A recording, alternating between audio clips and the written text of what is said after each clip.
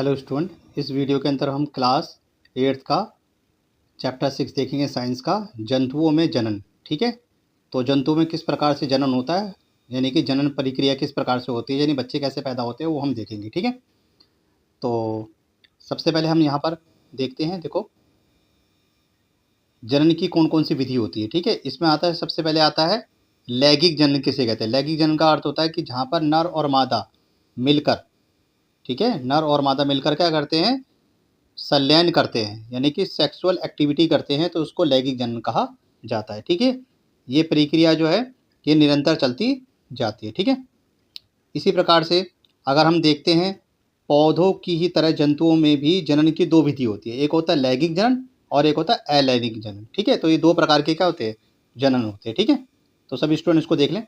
इसी प्रकार से नर जनन अंग होते हैं। ठीक है, नर जनन अंगों में एक जोड़ी क्या होते हैं, एक जोड़ी, इसके अंदर क्या होती है, नलिकाएं होती हैं। ठीक है, और जिनमें क्या होता है, स्पर्म क्या होता है, भरा होता है, और जिसके जरिए क्या होता है, जो स्पर्म के जरिए क्या होता है, बच्चे क्या होता है, पैदा होते हैं। ठीक है, तो ये देख लो, ये मानव शुक्राणु का चित्र है। ठीक है, ये बना हुआ है, तो इसका डायग्राम आप सभी स्टूडेंट अच्छी तरह देख लें। ठीक है, इसी प्रकार से मादा जनन अंग होते हैं, जिसके अंदर क्या होता है, अंडवाहिनी होती है, यानी कि मतलब कि एक प्रकार की बच्चेदानी के ट्यूब होती है, जिसके अंदर क्या होता है कि अणु क्या होते हैं, भरे होते हैं, और जिससे क्या होता है, बच्चा पैदा होता है। ठीक है, तो सभी स्टूडेंट्स को देख लें। ठीक है, इस प्रकार के डायग्राम होते हैं।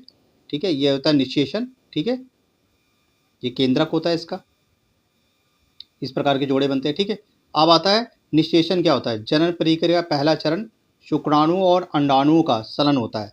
ठीक है, इसके कारण क्या होता है, निषेचन होता है, यानी कि जहाँ पर मेल और फीमेल मिलकर आपस में क्या करते हैं, क्रॉस सेक्शन करते हैं।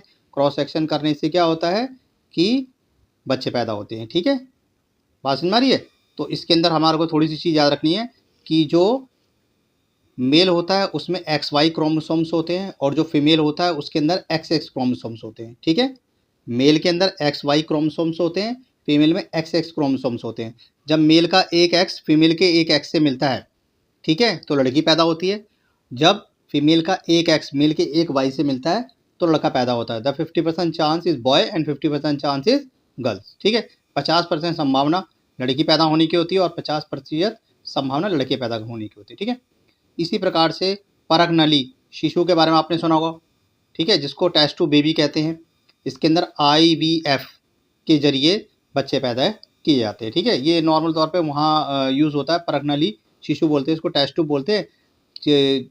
जिस किसी महिला के बच्चा पैदा नहीं होता, या पुरुष या महिला में कोई कमी होती है, तो वहाँ पर हम परक नली यानी कि टेस्ट टू बेबी का प्रयोग करते हैं। ठीक है, तो इसी प्रकार देखो, ये मेंढक के अंडे दिखा रखे हैं। इस प्रकार के मेंढक के अंडे होते हैं। ठीक है, जिसमें भारी निषेचन होता है। जैसे भारी निषेचन का मतलब क्या है, मछली हो गई, स्टार फिश हो गई, जलीय जीव होते हैं, ये क्या करते हैं, बाहर से निषेचन करते हैं। ठीक है, और जैसे मेल हो गए, फीमेल हो गए, ठीक है, नर और मादा हो गए, ये अंदर से करते हैं। ठीक है, बात समझ में आ रही है?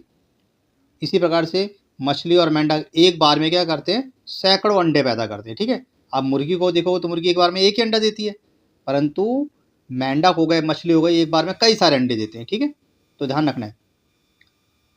तो इसी प्रकार से निषेचन होता है। ठीक है, सारा अब आता भ्रूण। क्या होता है, भ्रूण का मतलब होता है कि वो जो बच्चा वो आकार पैदा कर रहा है। ठीक है, धीरे धीरे करके बढ़ रहा है, जिससे जिससे उसके हाथ पैर बनते हैं, उसका शरीर बन रहा है, मस्तिष्क बन रहा है, सारा सारा क्या कहता है, भ्रूण कहलाता है। ठीक है, ये देखो, ये डायग्राम के थ्रू सभी देख सकते हैं, समझ सकते हैं इसको।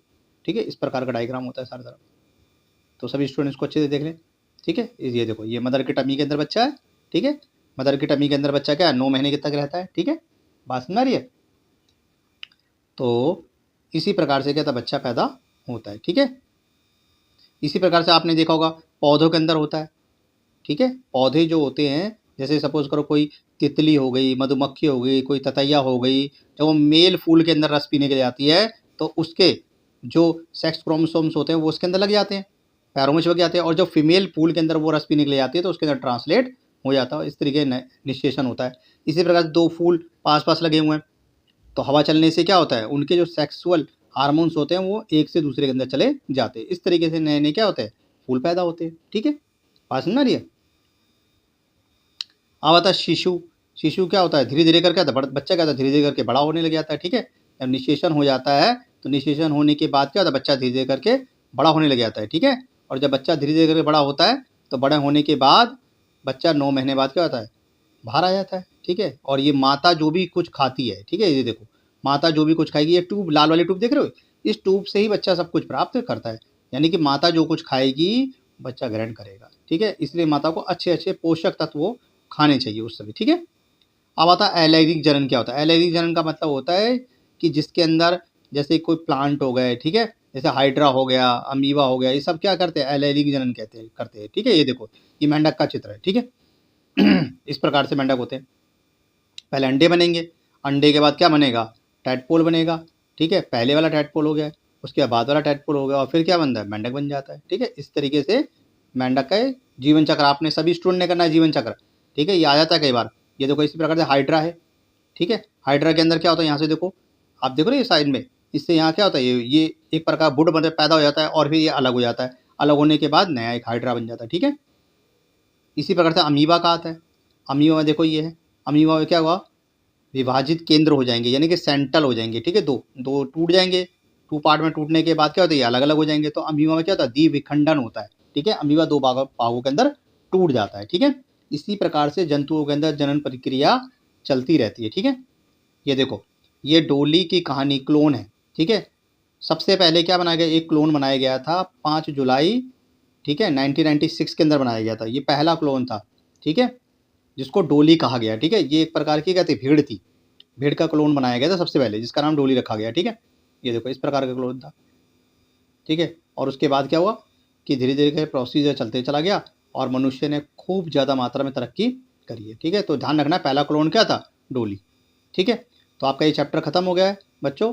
तो सभी बच्चे इस चैप्टर को अच्छे से कर लें, इनमें बहुत सारे क्वेश्चन आ जाते हैं। और ये देखो आपके ये सारे क्वेश्चन दे रखे हैं, ठीक है। इन क्वेश्चनों को आप सभी से पढ़ें, ठीक है। ये आपके सारे एक्सरसाइज के चैप्टर हैं, ये आपने ऑलरेडी पढ़ रखे होंगे सभी ने, ठीक है। ये राइट और रॉन्ग भी आ जाते हैं, ठीक है। लैगिंग जनन अलैंगिक जनन क्या होता है, इस प्रकार की प्रक्रिया वाले क्वेश्चन आ जाते हैं, ठीक है। तो सभी स्टूडेंट अच्छे से तैयारी करें और कंपार्टमेंट का पेपर अच्छी तरह दें। और जो स्टूडेंट नए हैं वो भी इस वीडियो को अच्छे से देखें, और वीडियो अगर पसंद आ रही तो लाइक कीजिए, सब्सक्राइब कीजिए, ठीक है, ताकि इसी प्रकार की नई नई वीडियो आपको मिलती रहे, ठीक है। ऑल द बेस्ट सबको।